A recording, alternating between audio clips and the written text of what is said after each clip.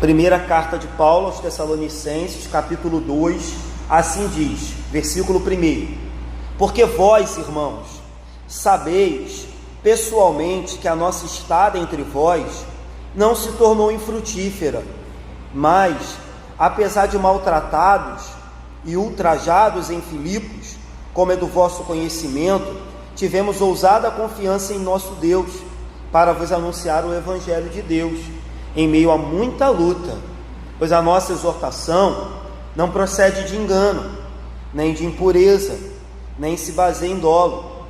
Pelo contrário, visto que fomos aprovados por Deus, a ponto de nos confiar Ele o Evangelho, assim falamos, não para que agrademos a homens, e sim a Deus, que prova o nosso coração.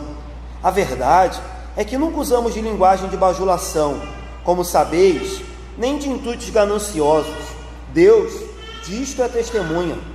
Também jamais andamos buscando a glória de homens, nem de vós, nem de outros. Vamos parar aqui.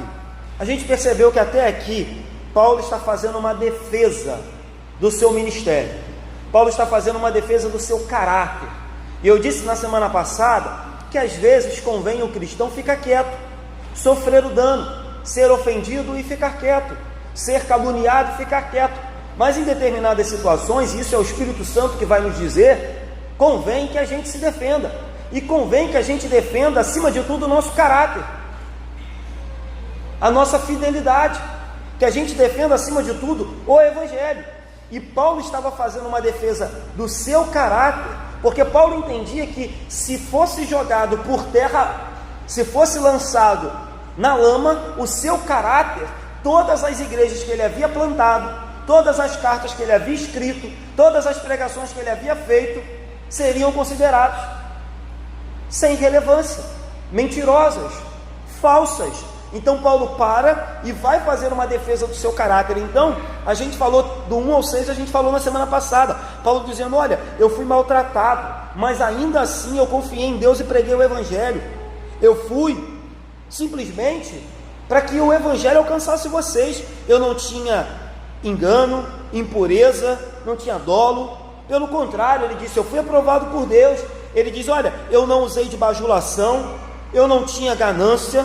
Deus é testemunha de tudo isso. Vocês viram como eu me comportei no meio de vocês. Então até o 6, Paulo está a todo momento mostrando que ele tentou e fez o máximo para ser um exemplo a ser seguido no meio do povo dos Tessalonicenses. E agora Paulo vai seguir. Nós só cortamos na semana passada porque ia ficar muito longo. Então vamos dar sequência.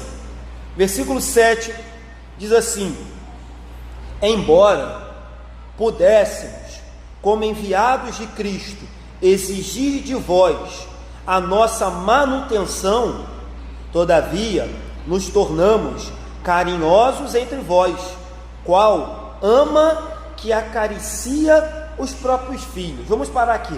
Paulo começa dizendo assim, olha, ainda que eu tivesse, como enviado de Cristo, direito de exigir o meu sustento, exigir a minha manutenção, exigir o salário, porque a própria Bíblia diz que o obreiro é digno do seu salário, eu me fiz como uma mãe, eu me fiz como uma ama, que acaricia o seu filho próximo ao peito, que o abraça, o acolhe, e aí como uma mãe, eu abri mão, eu me abstive de todos os meus direitos, simplesmente porque os amava, simplesmente porque não queria ser pedra de tropeço, escândalo, nem empecilho para o Evangelho.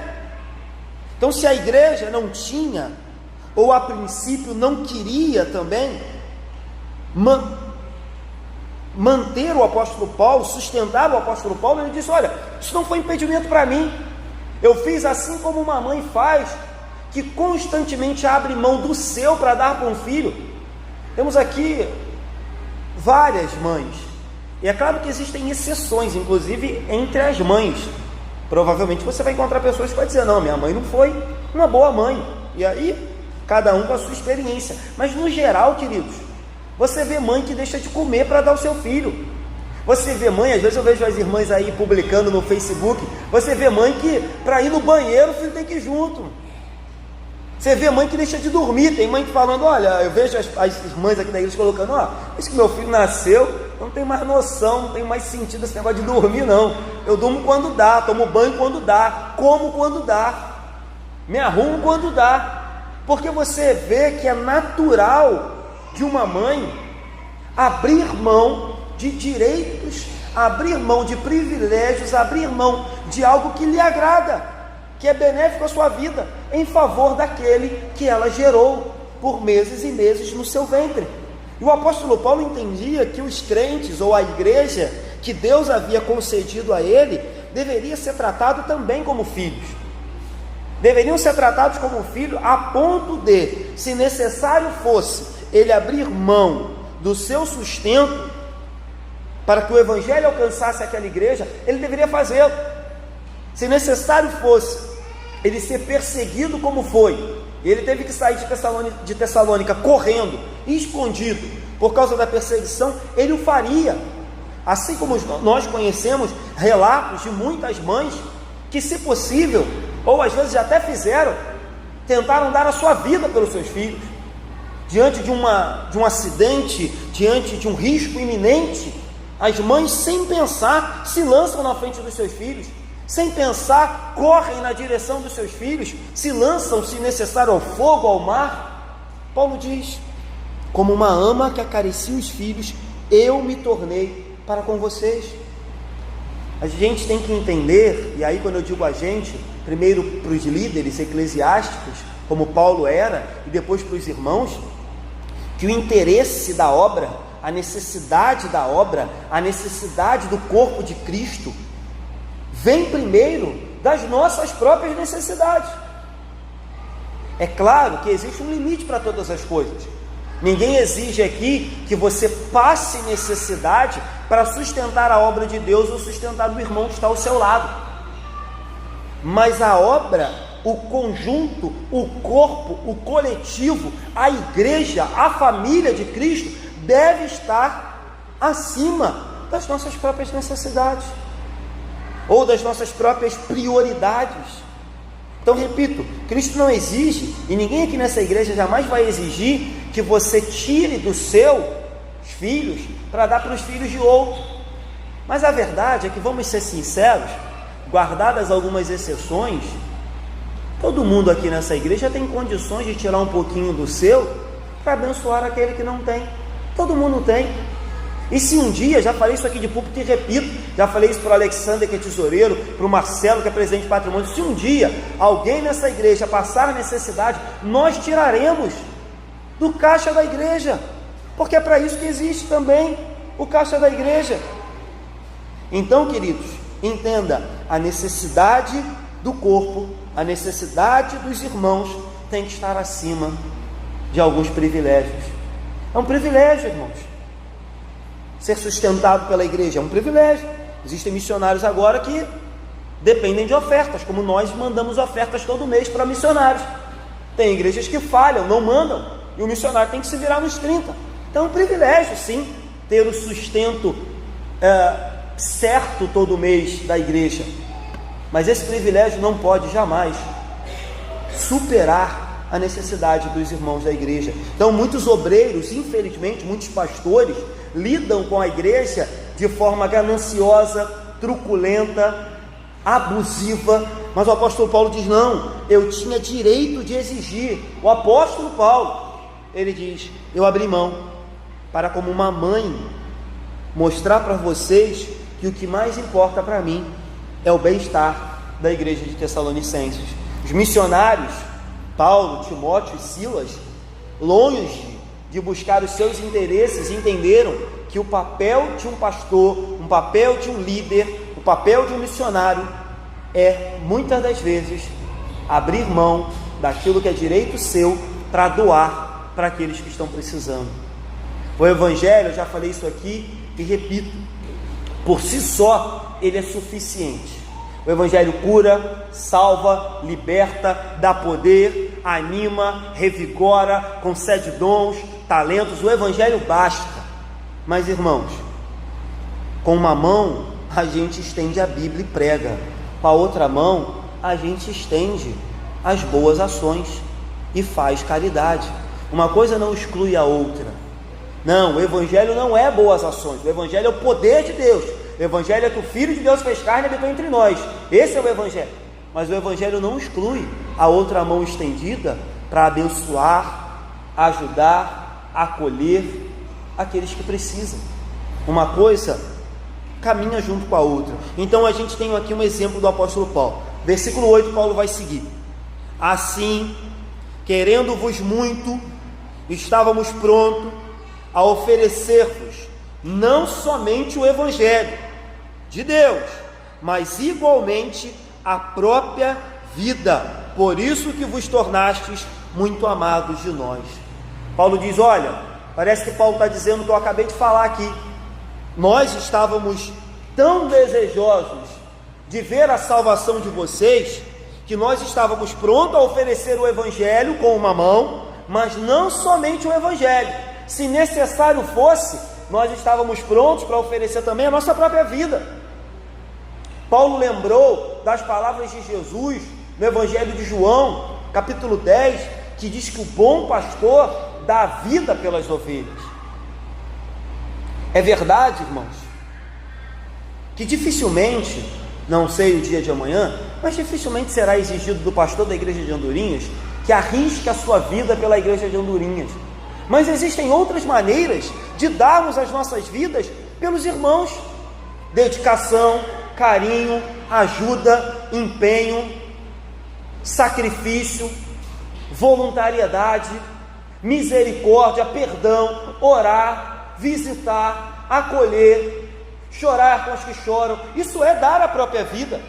Talvez você vai dizer, pastor, nunca me pediram para dar a minha vida por ninguém, nunca ameaçaram a minha vida por ninguém da igreja. Mas quem disse que dar a vida é somente morrer? É claro, existem missionários agora dando a vida literalmente pelo Evangelho, mas um cristão de verdade, um pastor de verdade entende que tudo isso que eu citei aqui é doar a sua vida, é dedicar a sua vida ao próximo, como o apóstolo Paulo nos ensina. Não é papel da igreja explorar, mas servir as pessoas. Não é papel da igreja se locupletar das pessoas, mas se entregar para elas. Não é papel, irmãos, do ministério angariar, simplesmente por angariar, mas angariar com o intuito de doar e abençoar outros. Então Paulo diz, olha, eu queria tanto a salvação de vocês, que eu estava pronto para oferecer o Evangelho, eu fiz isso, eu preguei, mas igualmente eu estava pronto para dar a própria vida. E aí você para perguntar, né, irmãos?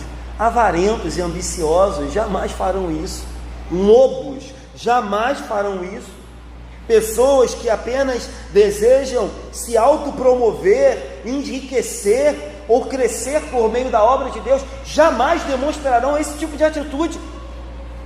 Prontos para dar o Evangelho, mas prontos também para entregar a sua vida, prontos para se dedicar em outras áreas, que às vezes nem aparecem tanto, porque é verdade, o que aparece muito é vir domingo na igreja, subir no púlpito e pregar, isso aparece, mas servir nos mínimos detalhes não aparece, irmãos. Não dá ibope, não gera dinheiro. Participar às vezes de uma reunião de oração vazia e pequena não dá ibope para muitos líderes evangélicos. Visitar um idoso não dá ibope para líderes evangélicos, a não ser que você bata uma fotinha e coloque no Facebook, aí dá. Ir ao hospital não dá ibope, a não ser que você bata uma foto e coloque no Facebook, você foi no hospital essa semana e orou pelos enfermos, aí dá ibope. Então servir é muito mais do que pregar no domingo, é dedicar a sua vida, entendendo que se necessário for, ela tem que ser entregue em favor da igreja, porque a gente imita Jesus, e Jesus disse que o bom pastor dá a sua vida pelas ovelhas. Aqueles crentes eram amados por Deus, Deus enviou o seu filho para morrer pelos Tessalonicenses, logo Paulo deveria amá-los também. É o que eu falei aqui nas semanas anteriores. A gente pode e deve criticar a igreja, com o intuito que ela melhore, mas jamais se torne inimigo da igreja, porque o Filho de Deus morreu pela igreja congregacional de Andorinhas também. Então, se tornar inimigo da igreja, se tornar um acusador somente da igreja, é se tornar inimigo de Deus. Então, nós devemos e podemos criticar a igreja, devemos e podemos criticar erros, para que ela melhore, mas não se torne inimigo daquilo que Deus amou. Deus amou a sua igreja, a ponto de mandar o seu Filho morrer por nós. Deus amou cada um desses irmãos que estão aqui conosco hoje. Quem sou eu para não amá-los? Deus foi às últimas consequências e mandou o seu Filho. Quem somos nós para não fazer o mesmo? Imitamos a Deus, irmãos. Então a linguagem de Paulo, é claro que Paulo morreu pelo Evangelho, mas a linguagem de Paulo é muito mais do que um desejo de morrer, ou uma disposição para morrer. É a linguagem de alguém que entende que dedicação, união, serviço envolve autossacrifício, envolve doar a sua vida, doar o seu tempo, doar as suas horas, doar os seus dons, os seus talentos em favor dos irmãos em Cristo Jesus. Então Paulo diz: uma mão eu tinha o Evangelho, na outra eu tinha a voluntariedade para, se necessário, dar a minha vida por vocês. Versículo 9: porque vos recordais, irmãos, do nosso labor e fadiga, e de como, noite e dia, labutando, para não vivermos à custa de nenhum de vós, vos proclamamos o Evangelho de Deus. Paulo agora mais uma vez traz à memória dos Tessalonicenses aquilo que eles sabiam, aquilo que eles lembravam. Paulo falou no versículo 1, vós sabeis, irmãos. Depois ele falou, irmãos, vocês lembram. Depois ele falou, irmãos, vocês recordam.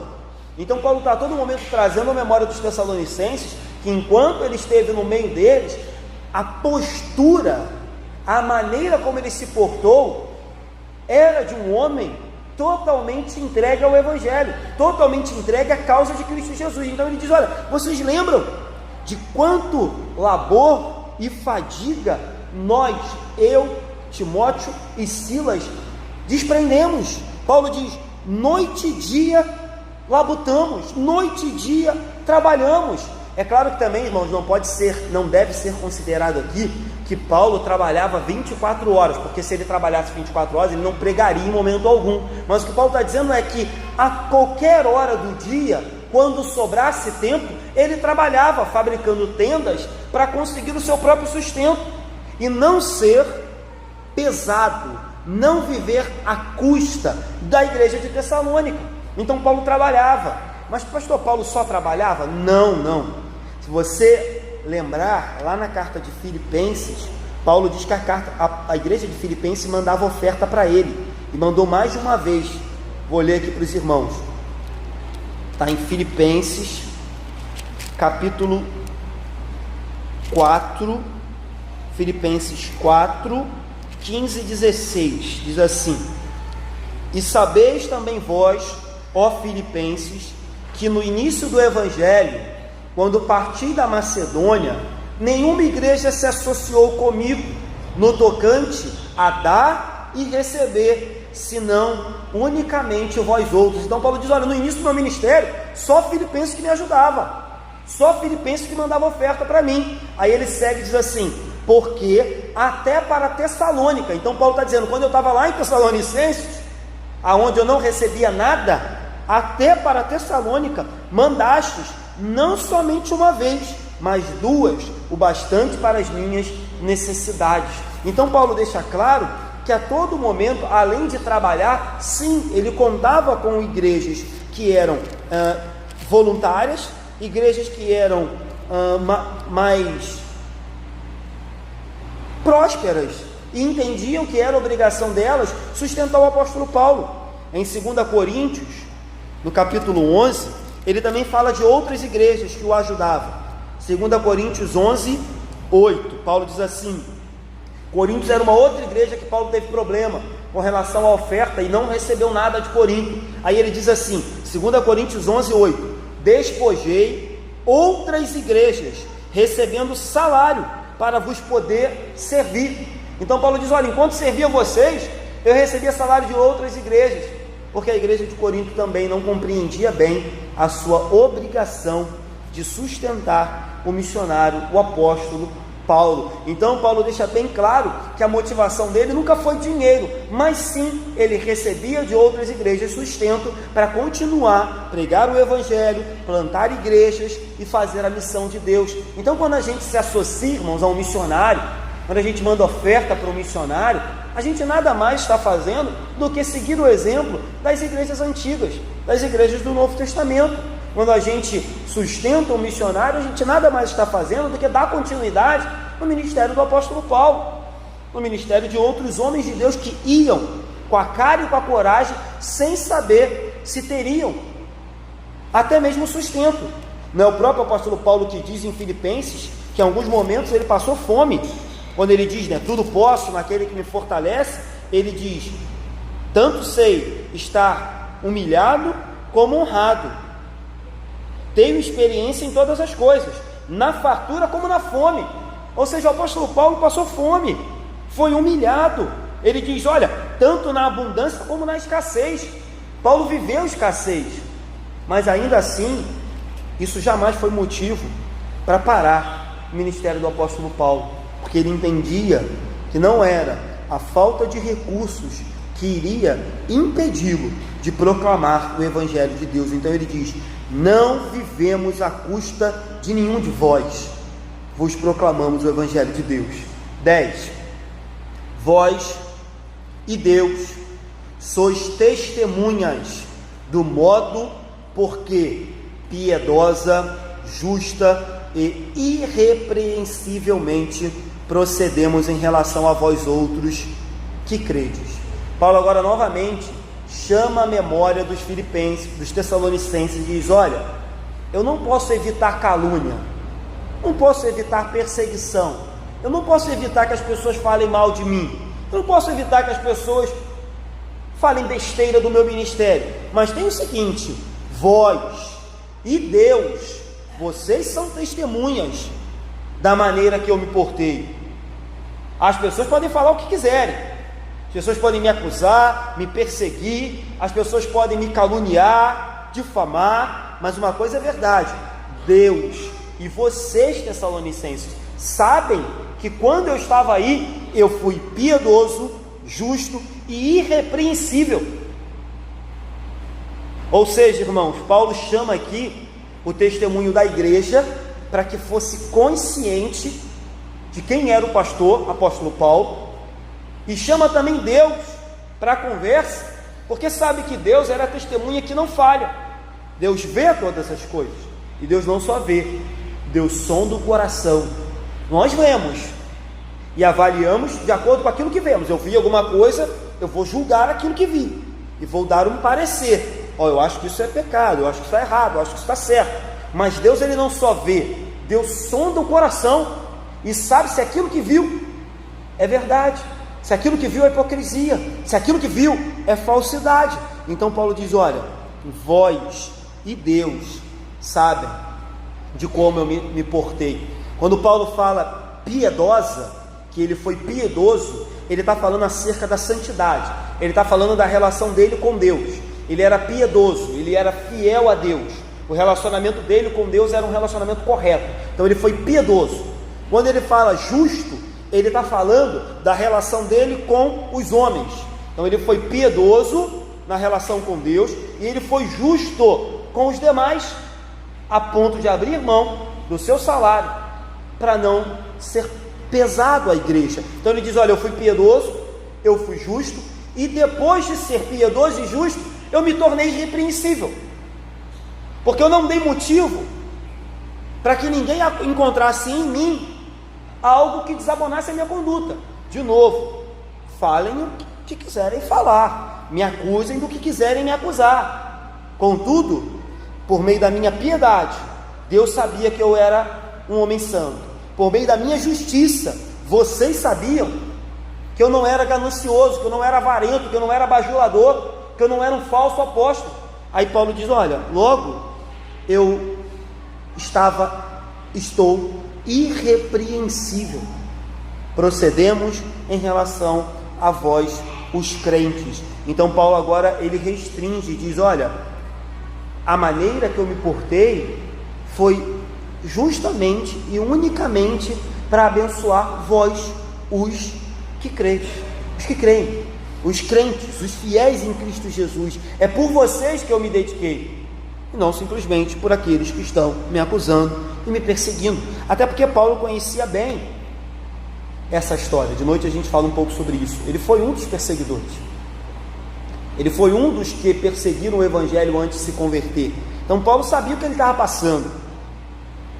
E Paulo até mesmo não tinha nem, digamos que, motivo de reclamar, porque na sua conversão lá em Atos dos Apóstolos, Deus diz para Ananias: vai lá, porque convém que ele sofra por amor ao meu nome. Aquele que perseguia agora é perseguido, aquele que maltratava agora é maltratado. E você não vê ele reclamando, porque sabia que estava colhendo aquilo que inclusive ele fez na vida dos outros, mas entendeu que valia a pena. Versículo 11: e sabeis ainda de que maneira, como pai a seus filhos, a cada um de vós exortamos, consolamos e admoestamos. Vamos parar aqui. Paulo já tinha se comparado como uma mãe. No versículo 7 ele diz: como uma mãe, como uma ama acaricia o seu filho, como uma ama abraça o seu filho no momento de amamentar, no momento de ninar, eu fui para com vocês. Agora Paulo vai além e diz: olha, mas eu também me portei como pai. E aí de novo, irmãos, guardadas as devidas proporções, no geral, as coisas hoje estão meio mudadas, mas no geral, competia ou compete ao pai exortar, como Paulo diz aqui, admoestar, educar, disciplinar. É claro que eu disse que há exceções. Lá em casa é uma dessas exceções. Meu pai se restringia a dizer: fala com a tua mãe, pergunta para a tua mãe. Então minha mãe fez o papel quase que todo, mas eu tinha a figura do meu pai presente. Mas no geral, compete a um pai ser aquela figura mais dura, mais rígida, mais disciplinadora, mais braba no seio da família, enquanto a mãe é aquela que costuma passar mais a mão. Hoje em dia isso se transferiu para os avós, né? Hoje em dia isso se transferiu para os avós, e os pais estão meio que dividindo ali as obrigações. Mas o que Paulo está querendo dizer é: ao mesmo tempo que eu fui como uma mãe que abraça, coloca perto do seio para amamentar ou para ninar, eu também fui pai, porque enquanto estive no meio de vocês, eu tratei a cada um de vocês de modo a exortar, consolar, admoestar. Ou seja, eu ensinei o caminho que vocês deveriam andar. Isso também é uma cultura judaica, né? Na cultura judaica, competia exclusivamente ao pai dar ensinamentos, dar a instrução que o filho deveria seguir, principalmente com relação à lei judaica. Você não vai encontrar mulher rabina naquela época, você não vai encontrar mulher que era líder do templo, que era grupo dos fariseus. Eram sempre homens que o faziam. Como eu disse, o mundo mudou, os tempos são outros, mas o que Paulo está querendo dizer é: eu fui como pais para vocês, não deixei nenhuma área descoberta. Ao mesmo tempo que os amei, que os acariciei, que os alimentei, eu também, quando tive que bater, eu bati. Ou seja, um pastor precisa entender que ao mesmo tempo que ele precisa consolar, confortar, o cajado também serve para exortar, disciplinar e chamar a atenção.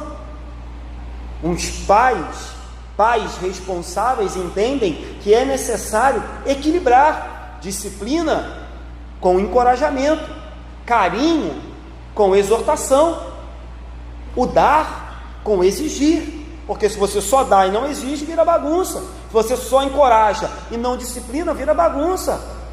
Se você só permite e não restringe nada, vira bagunça. Então o que Paulo está dizendo é: eu entendi que diante da igreja de Deus eu deveria equilibrar o papel de um pai, de uma mãe, e a todo momento a minha intenção era apenas que o evangelho crescesse, se expandisse e prosperasse no meio de vocês. Então Paulo diz assim: como um pai, eu exortei, consolei e admoestei. Aí ele diz o porquê: para viverdes por modo digno de Deus, que vos chama para o seu reino e glória. Então Paulo diz: olha, eu não exortei, admoestei, ensinei simplesmente por fazê-lo.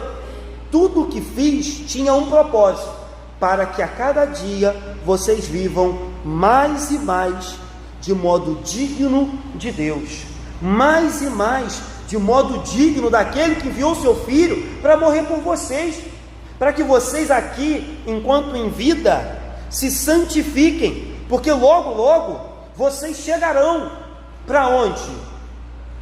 Para o reino e glória daquele que vos chama. Não fomos chamados a viver a vida toda na igreja de Andorinhas, não fomos chamados a viver a vida toda aprendendo na escola dominical. Chegará um dia em que Ele nos levará para o reino e glória, e o tempo que aqui estamos é para que a cada dia a gente se torne mais digno daquele que nos chamou. Hoje nos chamou para permanecer nessa igreja até o dia que Ele nos fizer mudar dela, mas na verdade o chamado dele vai muito mais do que essa igreja. O chamado de Deus é para que vivamos no seu reino e glória ao lado do seu Filho, e para isso é preciso viver uma vida digna à semelhança da vida de Cristo. Ah, pastor, um dia conseguiremos alcançar? Nunca, jamais. Mas o simples fato de levantar todos os dias e tentar de novo é suficiente para mostrar que o Espírito Santo habita em nós, e a gente entendeu que a gente deve viver de maneira digna, porque Ele nos chama para o reino e para a glória. E aí você pensa, se a igreja de Tessalonicenses, que foi extremamente elogiada no capítulo 1, extremamente elogiada, Paulo diz: olha, a fé de vocês está alcançando outras cidades, eu não preciso nem acrescentar nada naquilo que vocês estão pregando. Se essa igreja precisou de estímulo, precisou de ensino, precisou ser alertada para que a cada dia vivesse de modo digno, imagine nós, queridos, que estamos tão longe de sermos uma igreja perfeita. Imagine nós, pecadores, que estamos tão longe da perfeição de Jesus Cristo. Logo, que a gente possa tomar como nossa essa exortação: somos chamados por reino e glória. Assim sendo, vivamos de modo digno de Deus. Amém? Quero terminar rápidas aplicações. A igreja precisa entender que, como uma mãe abre mão dos seus direitos, nós devemos estar prontos a abrir mãos também dos nossos direitos para abençoar o próximo. Segundo ponto, Paulo trabalhou incansavelmente.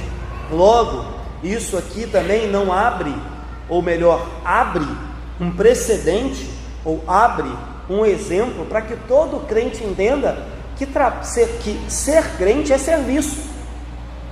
Tem os seus privilégios, tem os seus benefícios, tem a sua contrapartida, tem. Paulo angariava muitos frutos do seu trabalho, do evangelho, mas acima de tudo Paulo entendeu que evangelho é trabalho, evangelho é servir, para não ser pesado para ninguém. Terceiro ponto, Deus era a maior testemunha do caráter de Paulo. Então Paulo diz: vós e Deus sois testemunhas do modo de que piedosa, justa e irrepreensivelmente eu me portei. Então, irmãos, eu falei no início, há situações que você deve se defender, mas descanse em Deus, porque Ele sempre foi e sempre será a maior testemunha das nossas vidas. Ainda que sejamos julgados, criticados, menosprezados, mal interpretados, Deus é a maior testemunha. Se diante de Deus não somos condenados, se o nosso coração é puro, sincero e honesto diante de Deus, pouco importa aquilo que fala, Deus é testemunha, e quem vai nos justificar é Ele e não os homens. Quarto ponto, a igreja precisa entender que não pode apenas ser mãe, a igreja tem que entender que também precisa ser pai, e como pai, a igreja precisa ensinar, exortar, admoestar, disciplinar o corpo como um todo. E o último aqui para terminar, quinto, todo esse propósito, todo esse trabalho do apóstolo Paulo e todo o trabalho da igreja tem que visar um único intuito: para que os crentes vivam de modo digno, porque fomos chamados para o reino e glória do Deus que é santo.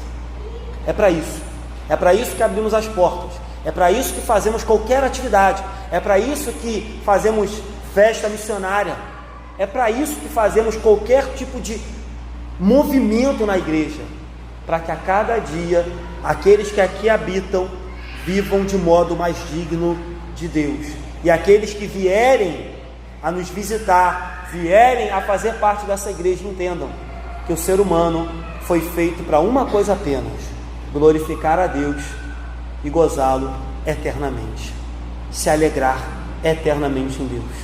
Esse é o propósito final da nossa vida. Se esse não é o propósito, nada mais satisfará o nosso coração. Amém? Vamos orar? Vamos dar um intervalo de 10 minutos.